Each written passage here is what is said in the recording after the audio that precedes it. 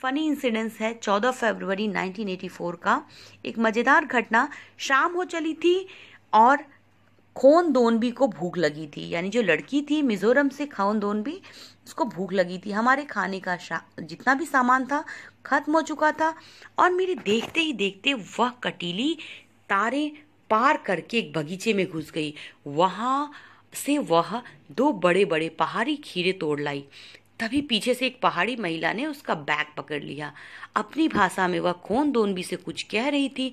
उसकी पहाड़ी भाषा हमारी समझ से बाहर थी। खोन दोनबी बीच बीच में मीज़ो भाषा में कुछ जवाब देती जो हमें समझ ना आता।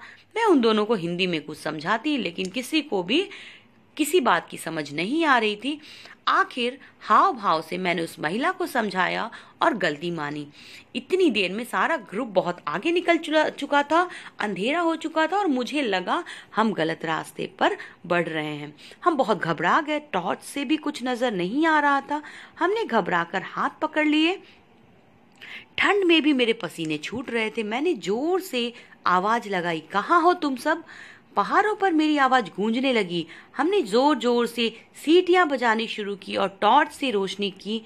तब जाकर शायद ग्रुप को पता चल चुका था। जवाबी सीटियां बजने लगी। हम उस संकेत को समझ गए। टॉर्च जलाए हुए हम हाथ पकड़े, पसीने से तरबतर वहीं अपनी जगह खड़े हो गए। खोन दोनबी को लगा कि हमें कुछ न कुछ बोलते रहना चाहिए। उसने मीजो भाषा में जोर जोर से कोई गीत गाना शुरू कर दिया। थोड़ी देर में हम ग्रुप से मिल गए। तब जाकर कहीं हमारी जान में जान आई।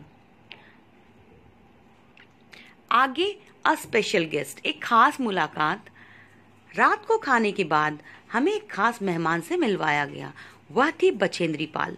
उन्हें माउंट एवरेस्ट पर चढ़ाई के लिए चुना गया था। वो ब्रिगेडियर ज्ञान सिंह से आशीर्वाद लेने आई थी। उस खुशी के माहौल में सभी गा बजा रहे थे। बछेंद्री भी एक मशहूर पहाड़ी गीत गाते हुए नाचने लगी। बेडू पाको बारह मासा, काफल पाको चैता मैरी छैला।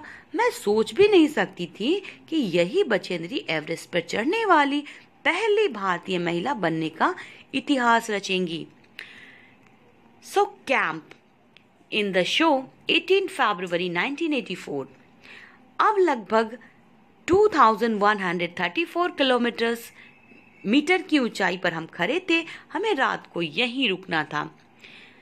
हम अपना टेंट लगाने की कोशिश में लगे थे। टेंट लगाने के लिए और बिछाने के लिए हमारे पास प्लास्टिक की 2 शीट 2 फोल्डेड शीट थी, जिसको हवा में रुकी होती थी और ठंड नहीं आती। हमने खूंटे गाड़े और टेंट बांधने शुरू कर दिए। पर यह क्या, एक तरफ बांधते तो दूसरी तरफ से उड़ जाता। बड़ी मुश्किल से टेंट लगे। फिर हमने टेंट के चारों तरफ नाली खोदी। हम सभी भूख से बेहाल थे। हमने पत्थरों से चूल्हा बनाया, लकड़ियां इकट्ठी करके चूल्हा जलाया और खाना पकाया। खाना खाकर छिलके और कूड़ा एक पैकेट में इकट्ठा किया और जगह साफ की। सोने के लिए यहाँ पर हमने स्लीपिंग बैग थे जो कुछ इस तरह के थे। बच्चों, तस्वीर में आप देख पा रहे हो, उसके अंदर घुस गए। हमारे स्लीपिंग बैग की तहों में पंख भरे हुए थे जिससे गर्मी रहती है। मैं सोच रही थी कि क्या मैं इसमें सो पाऊंगी, लेकिन हम इतने थके हुए थे कि स्लीपिंग बैग में घुसते ही नींद आ गई। सुबह जागे तो बर्फ गिर रही थी। सफेद सफेद रुई के कतरों की तरह थी बर्फ। वाह, देखते ही मजा आ गया। पेड़ पौधे, घास, पहाड़ सब कुछ सफेद दिख रहे थे।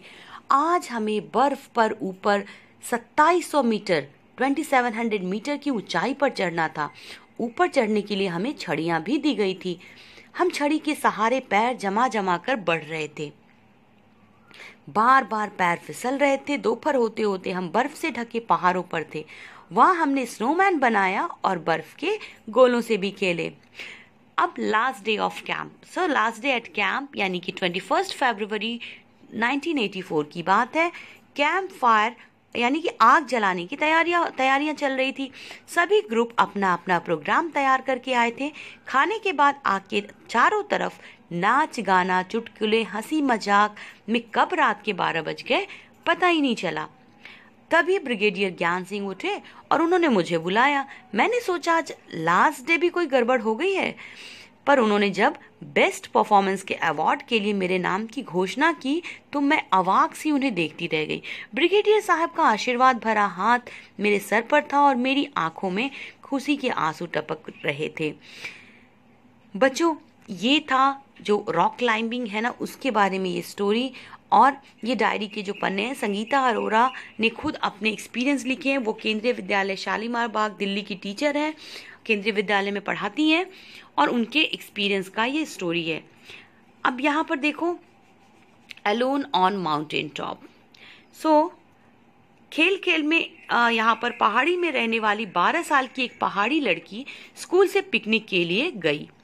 वहाँ अपनी सहेलियों के साथ खेल खेल में लगभग 4000 मीटर ऊंची पहाड़ की चोटी पर चढ़ गई। वह चढ़ तो गई, लेकिन अंधेरा हो जाने के कारण वापस नहीं उतर पाई थी। वहां था केवल घुप अंधेरा, ठंड और डर। पास में कुछ नहीं, बितानी थी पूरी रात। हाँ, यह है गढ़वाल के नाकुरी गांव में रहने वाली बछेंद्री पाल के बचपन की एक घटना। बड़े होकर नेहरू इंस्टीट्यूट ऑफ माउंटेनियरिंग से उन्होंने पहाड़ पर चढ़ने की ट्रेनिंग ली। उन्हें गाइड करने वाले थे ब्रिगेडियर ज्ञान सिंह। वो महिलाओं को पहाड़ों पर चढ़ने की ट्रेनिंग देने लगी।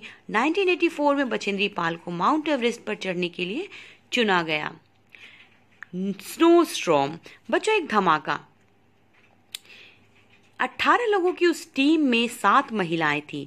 चढ़ाई के दौरान 15 मई की रात को टीम जब लगभग 7300 मीटर की ऊंचाई पर पहुंची तो बेहद थक चुकी थी। सब लोग तंबू गाड़कर सो गए। करीब 12:30 बजे रात धड़ धड़ धड़ की आवाज के साथ हुआ एक जोरदार धमाका। इससे पहले कि वो उठ पाते, टेंट उड़ गया। कोई भारी चीज उनसे जोर से टकराई। बछेंद्री तो मानो बर्फ की चादर में लिपट गई। पूरी टीम लोगों को बहुत चोटें आई। टीम के लोगों ने कुल्हाड़ी से खोद खोद कर उन पर से बर्फ हटाई, उन्हें बाहर निकाला। उनका सिर जख्मी था। एक भयंकर बर्फ का तूफान था।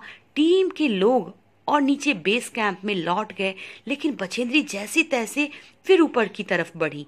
बछेंद्री 23 मई 1984 को एक दिन में 1:07 पर 8900 मीटर ऊंची चोटी माउंट एवरेस्ट, जिसको नेपाली में सागरमाथा कहा जाता है, उसने उस पर कदम रखा। उसके साथ उनकी टीम का एक साथी भी था। चोटी पर 2 लोगों के खड़े होने की जगह ही नहीं थी। पैर फिसलते ही हजारों फुट नीचे गिरकर रुकते। उन्होंने बर्फ खोदकर अपनी कुल्हाड़ी को हुक की तरह गाड़ा और रस्से से अपने आप को उस हुक से बांधा। तब वे लोग वहां खड़े हो पाए। वे ठंड से कांप रही थी पर खुशी से झूम भी रही थी। उन्होंने वहां माथा टेका, तिरंगा गाड़ा और कई फोटो खींचे। करीब 43 मिनट वह दुनिया की सबसे ऊंची चोटी पर रही। इसके साथ ही बछेंद्री भारत की पहली और संसार की 5वीं ऐसी महिला बन गई जिन्होंने एवरेस्ट पर कदम रखा। बच्चों, पर्वतारोहण में बहुत सारी चीज़ें इस्तेमाल होती है, जैसे कि sling, piton, hunter shoes, sleeping bag, ये सारी चीज़ें होती है जिसकी तस्वीर आप इंटरनेट पर देख सकते हो। और